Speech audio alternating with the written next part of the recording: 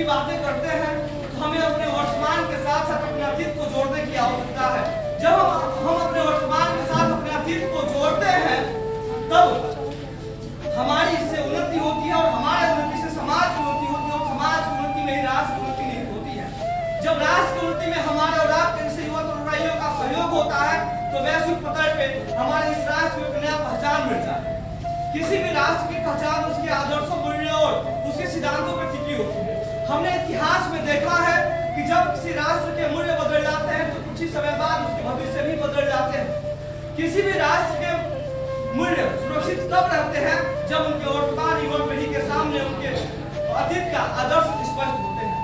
युवा पीढ़ी को आगे बढ़ने के लिए हमेशा एक रोल मॉडल की आवश्यकता पड़ती है। इसलिए हम भगवान श्री राम में आस्था रखते हैं, हम महात्मा बुद्ध और महावीर स्वामी से प्रेरणा पाते हैं, हम गुरु नानक देव जी की वाणी को जीने का प्रयास करते हैं, हम महाराणा प्रताप और छत्रपति वीर शिवाजी महाराज से वीरों की गाथाओं को पढ़ते हैं, हम विभिन्न जयंतियां मनाते हैं।